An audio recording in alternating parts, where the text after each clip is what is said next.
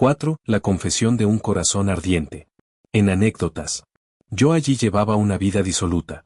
Nuestro padre decía hace poco que he gastado miles de rublos en seducir doncellas.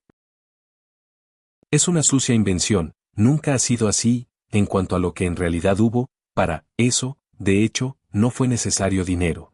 Para mí, el dinero es el accesorio, la fiebre del alma, el decorado. Hoy soy el amante de una señora, mañana lo seré de una chica de la calle. Y a una y a otra las divierto, tiro el dinero a manos llenas, música, jolgorio, cíngaros. Si hace falta, se lo doy a ellas también, porque lo cogen con frenesí, hay que reconocerlo, y se quedan contentas y agradecidas. Las señoritas me amaban, no todas, pero pasaba, sí, pasaba, con todo, siempre me han gustado los callejones, los rincones perdidos y oscuros, más allá de la plaza, allí se encuentran aventuras, sorpresas inesperadas, pepitas de oro en el barro. Me expreso alegóricamente, hermano. En nuestra pequeña ciudad no existían estos callejones en el plano material, pero sí desde el punto de vista moral. Si tú fueras como yo, entenderías lo que eso significa. Me gustaba la depravación, me gustaba también por su misma abyección. Me gustaba la crueldad. ¿Acaso no soy una chinche, un insecto maligno? En una palabra, soy un Karamazov. Una vez se organizó en toda la ciudad una salida al campo, partieron 7 troikas, en la oscuridad, en pleno invierno, en el trineo, me puse a estrechar la mano de una vecinita y la obligué a que me besara. Era la hija de un funcionario, una chica pobre, gentil, tímida, sumisa. Me dejó hacer, me permitió muchas cosas en la oscuridad. Imaginaba, pobrecita, que al día siguiente me presentaría en su casa para pedir su mano, me apreciaban, sobre todo, como un buen partido, pero después de aquello no le dije una palabra en 5 meses, ni siquiera media palabra. Cuando había baile, y no se hacía más que bailar, veía sus ojos acechándome desde un rincón de la sala, veía cómo ardían con una llamita de mansa indignación. Este juego no hacía sino divertir la lujuria de insecto que alimentaba en mí. Al cabo de 5 meses, se casó con un funcionario y se fue, enfadada y quizá queriéndome aún. Ahora viven felices. Fíjate que a nadie le he dicho nada, no la he mancillado, a pesar de mis bajos deseos y de que amo la bajeza, no carezco de honor. Te ruborizas tus ojos brillan. Basta de suciedad para ti. Y todo esto no es nada todavía, solo florecillas a lo Paul de Kock, aunque el cruel insecto ya había crecido, ya se había hecho grande en mi alma. Hermano, tengo un álbum entero de recuerdos. Que Dios las ampare a mis queridas. Al romper me gustaba que fuera sin riñas. Nunca he traicionado ni difamado a ninguna. Pero basta. ¿Creías que te había hecho venir aquí solo para estas porquerías? No, te contaré algo más curioso, pero no te sorprendas de que no me avergüence delante de ti y que incluso parezca que me siento feliz. Dices esto porque me he sonrojado, observó repentinamente Aliosa. No me he ruborizado por tus palabras, ni siquiera por tus actos, sino porque soy como tú. ¿Tú? Bueno, eso es ir demasiado lejos. No, demasiado lejos no, replicó Aliosa con ardor. Por lo visto, esa idea habitaba en él hacía mucho tiempo. Los peldaños son los mismos. Yo estoy en el más bajo, y tú, más arriba, pongamos en el 13º. Así es como lo veo, pero de todos modos es lo mismo, es exactamente igual. Quien ha puesto el pie en el peldaño más bajo seguramente acabe subiendo sin falta hasta arriba. Lo mejor, entonces, ¿sería no ponerlo? Desde luego, si es posible. ¿Y tú, puedes? Me parece que no. Calla, Aliosa, calla, querido, quisiera besarte la mano, así, de la emoción. Esa granuja de Grusenka, que tiene ojo para los hombres, una vez me dijo que se te comería. Mikalo. Pasemos de las abominaciones, de los márgenes ensuciados por las moscas, a mi tragedia, también otro margen ensuciado por las moscas, es decir, lleno de vilezas. Si bien el viejo mintió en cuanto a lo de seducir inocentes, en esencia, en mi tragedia, así es como fue, aunque solo una vez y ni siquiera llegó a ocurrir. El viejo me reprochaba esas fábulas, pero no conoce este caso, nunca se lo he contado a nadie, tú serás el primero al que se lo cuente, aparte de Iván, por supuesto, él lo sabe todo, lo ha sabido mucho antes que tú. Pero Iván es una tumba. Ivan? Una tumba? Sí. Alyosha le escuchaba con una atención extrema. Verás, aunque yo era teniente en un batallón de línea, aún así era objeto de vigilancia, como si fuera una especie de deportado. Pero en la pequeña ciudad me recibían magníficamente. Yo derrochaba mucho dinero, creían que era rico y yo mismo creía serlo. Por lo demás, algo de mí debía de gustarles también.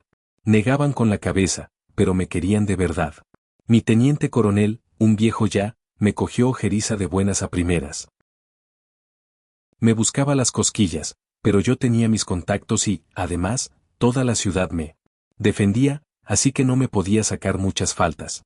La culpa era mía, pues no le rendía los honores a los que tenía derecho, y lo hacía adrede. Yo era muy orgulloso. Ese viejo testarudo, que no era en absoluto mal hombre, de trato afable y hospitalario, había tenido 2 esposas y las 2 habían muerto. Una de ellas, la primera, provenía de una familia sencilla y le había dejado una hija, también sencilla. En mis tiempos era ya una soltera de 24 años y vivía con su padre y su tía, la hermana de su difunta madre. La tía era la sencillez muda, y la sobrina, la hija mayor del teniente coronel, la sencillez avispada. Al recordarla, me gusta decir buenas palabras de ella. Nunca, querido mío, he encontrado un carácter de mujer tan encantador como el de esa chica. Se llamaba Agafia, figúratelo, Agafia Ivanovna. Era bastante guapa para el gusto ruso, alta, fuerte, corpulenta, con unos ojos espléndidos y un rostro, digamos, algo tosco. No se casaba, aunque habían pedido 2 veces su mano, decía que no y no perdía su alegría. Entablé una buena relación con ella, no de esa forma, no, todo era puro, se trataba de amistad. A menudo me avenía con mujeres sin el menor pecado, como amigos. Hablaba con ella de tantas cosas y de una manera tan abierta que, ay, no hacía sino echarse a reír. A muchas mujeres les gusta la franqueza, toma nota de ello, pero además era virgen, lo que me divertía mucho. Y otra cosa, no se la podía calificar en absoluto de señorita. Ella y la tía vivían en casa de su padre en una especie de humillación voluntaria, sin tratar de igualarse al resto de la sociedad. Todos la querían y la necesitaban porque, como costurera, era admirable, tenía talento, no pedía dinero por sus servicios, lo hacía por amabilidad, pero no rechazaba los regalos y se los ofrecían. En cuanto al teniente coronel, no tenía nada que ver. Era una de las más grandes personalidades de nuestro lugar. Vivía en la opulencia, recibía en su casa a toda la ciudad, daba cenas y bailes. Cuando llegué y me incorporé al batallón, solo se hablaba, en la ciudad, de que pronto tendríamos una visita de la capital, la segunda hija del teniente coronel, sumamente bella entre las bellas, que acababa de salir de un instituto aristocrático de la capital. Esa segunda hija no era otra que Katerina Ivanovna, nacida de la segunda esposa del teniente coronel. Y esta segunda esposa, ya difunta, procedía de no sé qué familia noble de un gran general, aunque no aportó nada de dote a su marido, lo sé de buena fuente. Así que, aparte de ser de buena familia, no tenía más que algunas esperanzas, quizá, pero nada de dinero contante y sonante.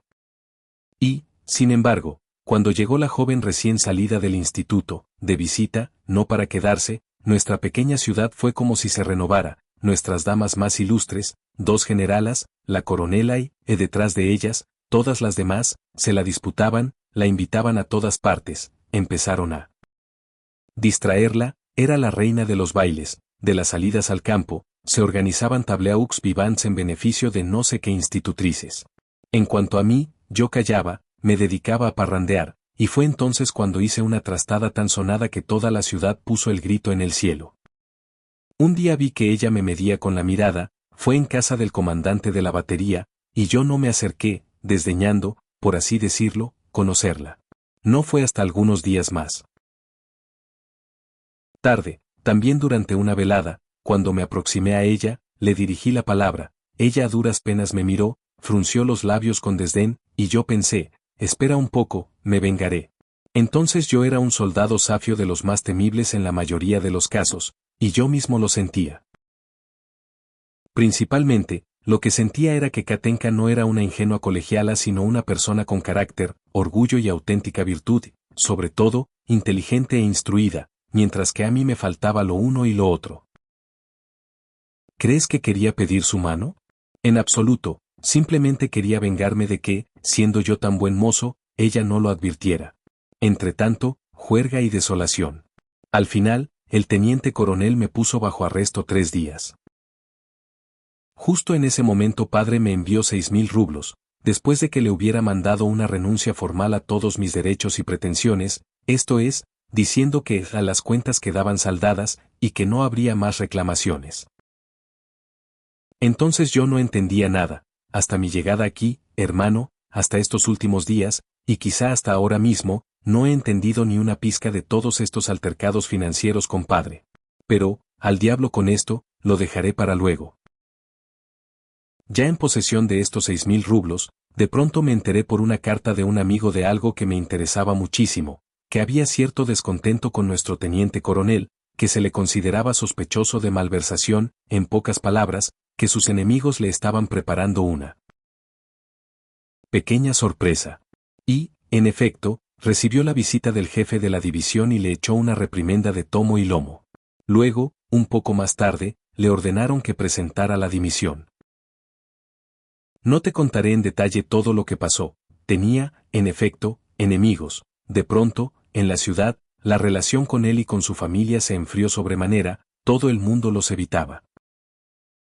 Entonces le jugué la primera mala pasada, me encontré con Agafia Ivanovna, cuya amistad siempre había conservado, y le dije, faltan 4.500 rublos del Estado en la caja de su padre.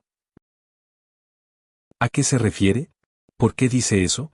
Hace poco vino el general y estaba todo el dinero. Entonces estaba, pero ahora no. Se espantó muchísimo. No me asuste, por favor, ¿a quién se lo ha oído decir? No se inquiete, le dije, no se lo diré a nadie, ya sabe que en este aspecto soy una tumba. Pero quería añadir algo al respecto, por si acaso, cuando le reclamen a su papá los 4.500 rublos y no los tenga, antes de que le hagan un consejo de guerra y acabe como soldado raso en su vejez, envíeme enseguida a su hermana en secreto, acaban de mandarme dinero, creo que podré dejarle 4.000 rublos, y guardaré el secreto como un santo. Oh, qué canalla es usted, así lo dijo, qué mezquino canalla. Pero ¿cómo se atreve? Se fue con una indignación terrible, y yo, a la espalda, le grité una vez más que guardaría el secreto de un modo inquebrantable, como un santo.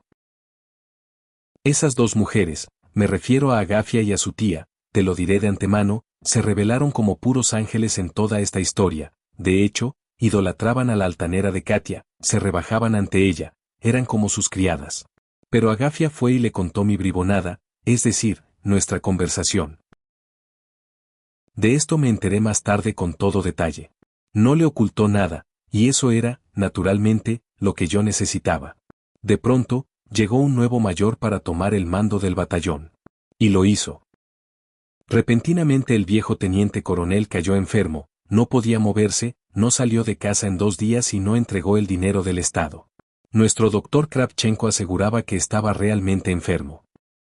Pero aquí lo que yo sabía a ciencia cierta y en secreto desde hacía tiempo, la suma de dinero, después de cada inspección de las autoridades, y desde hacía ya 4 años consecutivos, desaparecía durante un tiempo. El teniente coronel se la prestaba a un hombre de total confianza, un comerciante local, el viejo viudo Trifonov, un hombre barbudo con gafas doradas. El otro se iba a la feria, hacía los negocios que tenía que hacer y enseguida devolvía el dinero al teniente coronel, la suma íntegra, junto con algún que otro regalo de la feria y una comisión por los intereses. Pero esta vez, lo supe por casualidad, por un adolescente, el hijito baboso de Trifonov, su vástago y heredero, el chico más depravado que el mundo haya jamás dado, esta vez, como decía, Trifonov, al regresar de la feria, no le devolvió nada. El teniente coronel corrió a verlo. Nunca recibí nada de usted ni pude haberlo recibido, fue la respuesta. Así que nuestro teniente coronel estaba en casa, con la cabeza envuelta en una toalla, mientras las 3 mujeres le aplicaban hielo en las sienes. De pronto, una ordenanza, con un libro y una orden, entregue los fondos del Estado, de inmediato, en un plazo de 2 horas. Él firmó, después yo vi esta firma en el libro, se levantó, Dijo que iba a ponerse el uniforme, corrió a su dormitorio, cogió su escopeta de caza, de 2 cañones, la cargó, puso dentro una bala de soldado, se quitó la bota del pie derecho, apoyó la escopeta contra su pecho, y, con el pie, se puso a buscar el gatillo. Y Agafia, que sospechaba algo, se acordó de lo que yo le había dicho, se acercó cautelosamente, justo a tiempo, lo vio todo, irrumpió en la habitación, se lanzó sobre él por la espalda, lo abrazó y la escopeta se disparó contra el techo. Nadie resultó herido, las demás entraron corriendo, lo sujetaron, le quitaron la escopeta, lo sostuvieron por los brazos. Todo esto lo supe más tarde hasta el último detalle. Yo estaba en mi casa en ese momento, oscurecía y estaba a punto de salir, después de haberme vestido, peinado, de haber perfumado mi pañuelo y cogido mi gorro, cuando de pronto se abrió la puerta y allí, en mi apartamento, vi ante mí a Katerina Ivanovna. A veces pasan cosas extrañas, nadie en la calle se dio cuenta en ese momento de que ella había venido a verme, así que para la ciudad simplemente desapareció. Yo alquilaba mis aposentos a las mujeres de 2 funcionarios, muy viejas las 2, que también me servían, mujeres respetables, me obedecían en todo, y esa vez, por orden mía, luego se quedaron calladas como 2 postes de hierro. Por supuesto, lo comprendí todo de golpe. Entró y me miró directamente, sus ojos oscuros miraban decididos, desafiantes incluso, pero en sus labios y en torno a su boca distinguí cierta indecisión. Mi hermana me dijo que me daría usted 4.500 rublos si venía a buscarlos, yo misma. He venido. Deme el dinero. No podía resistir, se ahogaba, tenía miedo, se le cortaba la voz, y las comisuras de los labios, las líneas cercanas, le empezaron a temblar. Aliosa, ¿me escuchas o duermes? Mi tía, sé que dirás toda la verdad, dijo Aliosa con emoción. Puedes estar seguro. Si quieres toda la verdad, así es como pasó todo, no me apiadaré de mí. Mi primer pensamiento fue el de un Karamazov. Una vez, hermano, me picó una araña y tuve que estar 2 semanas en la cama con fiebre. Pues bien, en ese momento fue igual, de golpe sentí en el corazón la mordedura de una araña, un insecto maligno, ¿entiendes? La miré de pies a cabeza. ¿La has visto? Una belleza. En ese momento también era bella, pero por otra razón. Lo era por su nobleza, mientras que yo era un canalla, ella era hermosa por la grandeza de su generosidad y por el sacrificio que hacía por su padre, mientras que yo era una chinche. Y de mí, una chinche y un canalla, ella dependía por completo, toda entera, en cuerpo y alma. Sin salida. Te lo diré sin rodeos, esa idea, la idea de la araña, se apoderó de mi corazón hasta tal punto que faltó poco para que me ahogara del tormento. Parecía que no podía haber lucha siquiera, tenía que actuar precisamente como una chinche, como una tarántula maligna, sin la menor compasión. Me quedé sin aliento. Escucha, al día siguiente, por supuesto, habría ido a pedir su mano, para que todo acabara, por así decirlo, de la manera más noble, y nadie, por tanto, habría sabido ni habría podido saber nada. Porque, aunque soy hombre de bajos deseos, soy honrado.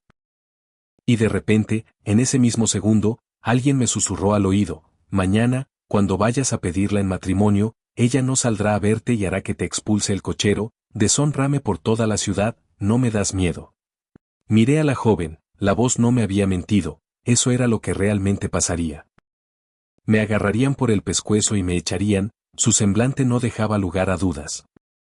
La cólera empezó a hervir dentro de mí, deseaba hacerle la bribonada más infame, más sucia, digna de un comerciante de poca monta, mirarla burlonamente y, teniéndola delante, desconcertarla con ese tono de voz que solo sabe emplear un mercachifle. 4.000 rublos. Pero si era una broma. Ha hecho sus cálculos demasiado a la ligera, señorita. 200 quizá, incluso con sumo gusto y placer, pero 4.000, señorita, es demasiado dinero para tirarlo por la ventana. Se ha molestado usted en vano. Ya ves, yo lo habría perdido todo, porque ella habría echado a correr, pero esa venganza infernal me hubiese compensado por todo lo demás. Luego me habría pasado toda la vida arrepintiéndome, pero hubiese dado lo que fuera por complacerme en ese momento con esa trastada. ¿Lo creerás? En un momento así, nunca he mirado cara a cara a una mujer, fuera quien fuese, con odio. Pues bien, te lo juro por la cruz, Durante unos segundos, 3 o 5, la contemplé con un odio terrible, con esa especie de odio que solo por un pelo está separado del amor más. Insensato. Me acerqué a la ventana, apoyé la frente en el cristal helado y recuerdo que el hielo me quemó la frente como fuego. No la retuve mucho tiempo, estate tranquilo, me volví, fui hacia la mesa, abrí el cajón y saqué un título al portador de 5.000 rublos al 5%, lo había guardado en mi diccionario de francés. Se lo mostré en silencio, lo doblé, se lo entregué y yo mismo le abrí la puerta del vestíbulo y, dando un paso atrás, la saludé con una reverencia correctísima y muy sentida, créeme. Toda ella se estremeció, me miró de hito en hito un segundo, palideció terriblemente, como un mantel, y, de pronto, sin decir una palabra, no de una manera impulsiva sino con suavidad, en silencio, profundamente, se inclinó entera, se postró a mis pies, hasta tocar el suelo con la frente, no como una colegiala sino a la manera rusa. Se levantó de un salto y echó a correr. Cuando desapareció, desenvainé mi espada y a punto estuve de clavármela. ¿Por qué? No lo sé, habría sido una terrible estupidez, desde luego, pero debía de ser por una especie de éxtasis. ¿Entiendes que alguien se pueda matar en una especie de éxtasis? Pero no me clavé la espada, me limité a besarla y la enfundé de nuevo, un detalle que habría podido callarme. Incluso me parece ahora que, al hablarte de todas estas luchas, lo he bordado todo un poco para darme importancia. Pero que así sea, ¿qué más da? Al diablo con todos los espías del corazón humano. Este es todo mi pasado incidente con Katerina Ivanovna. Así que ahora tú eres el único, con nuestro hermano Iván, que está al corriente de esta historia. Dmitri Fyodorovich se puso de pie y, emocionado, dio un paso, luego otro, sacó el pañuelo, se secó el sudor de la frente, después se sentó de nuevo, pero no en el mismo sitio que antes, sino en otro, en el banco de enfrente, junto a la otra pared, de modo que Alyosha tuvo que volverse por completo para verle la cara.